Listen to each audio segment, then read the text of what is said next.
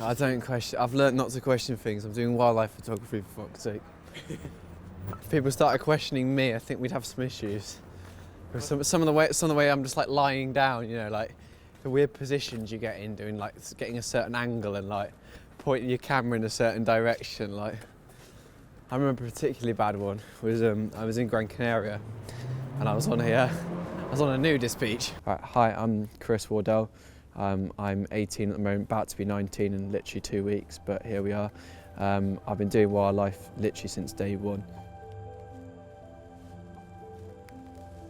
I think that sort of being out here is very, very distracting, and I think it's a sort of nice break and change from sort of general life, something to sort of keep you going and ultimately sort of give you a bit of fresh air. Chris was interested in wildlife from a very, very early age. His first word, in fact, was "dird," but as in bird. About 18 months he learned all the names of every bird, and you'd be able to go through like the atlas of birds, and he would just point to that one and say, oh, that's a glaucous gull. He would go, oh, that's a glaucous gull, and you'd be like, I don't even know what a glaucous gull is myself. I had a merlin, but unfortunately it has been thrown out while I was away. So that's a real shame, but finding a dead merlin is like a lottery level find, so I was a bit gutted by that. But I do just collect anything I find. I think it started initially with me doing like casts of footprints and stuff, and then when I've actually found things of interest and skeletons and stuff, it all still interests me, so it's always worth looking at. But I'll always have more attachment to a photo, I think, because it's like an actual memory, and I'll have thought them all through and all of that. So most recent was about 2 years ago, I guess, 3 years ago, maybe 2 years ago, probably, the foxes, because he was old enough to sort of go to Bristol, be there on his own. Although we were pretty unhappy sometimes with him being there late at night. I'd have to go and pick him up at sort of 1 o'clock in the morning or something. But yeah, it's a worry that he goes out into the streets. I've never sort of really, like, it sounds horrible, but I've never really thought of them when I'm out here doing this, like how they're going to care, because I'm out here doing it myself ultimately. They'd ask me questions like, why do you need to go back? You've got pictures of foxes now. And quite a few of them, they don't really understand what I'm actually doing here. I do like sort of the space though. I do like sort of being here and sort of being away from everything and doing all the pictures and stuff here, but I'd like them to at least understand what I'm experiencing firsthand, rather than just from what I'm telling them. Yeah.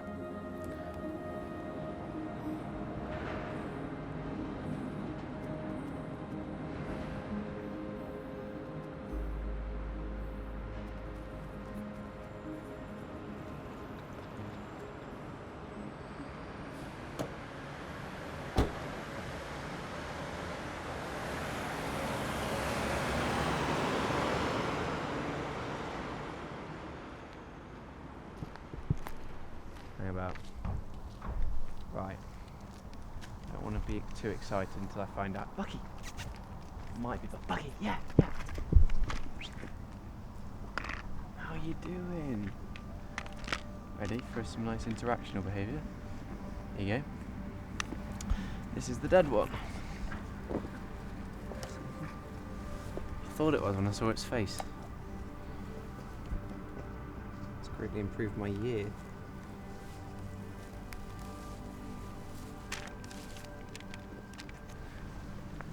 Bucky. Oh, she's a bit unwary. Let the other fox around. You will get some nice behaviour now.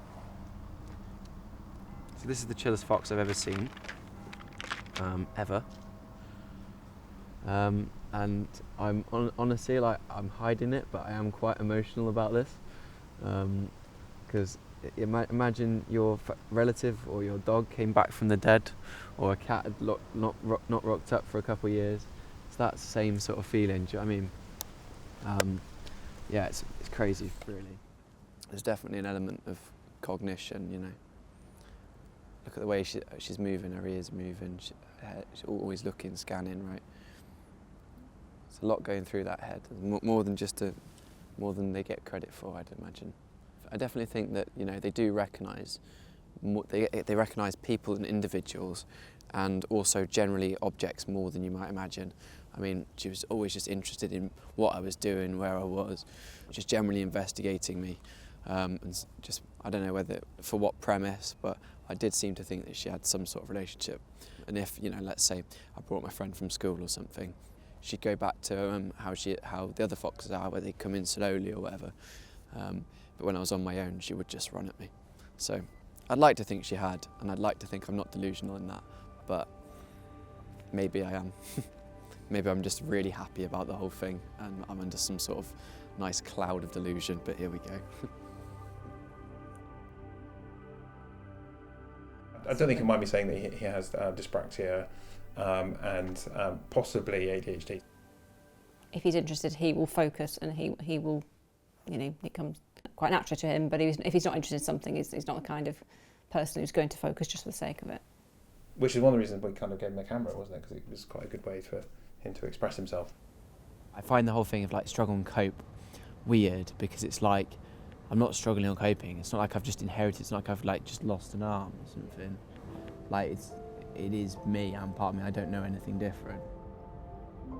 I think I really connect with wildlife and nature because of just how much sort of there is going on, the sort of chaos of it all, but it's like it's organised chaos and it's lovely and it's extremely great to watch.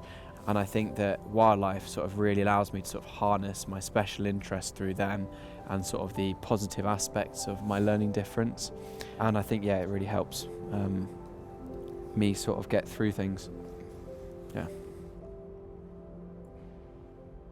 I think it's very important everyone should get out in nature and generally be out there with wildlife, see it, appreciate it, and at least get a little insight in the way I do. I think that our generation is missing quite a lot of wildlife and nature at the moment, and I think coming out and doing stuff like this and sitting and taking everything in is extremely important.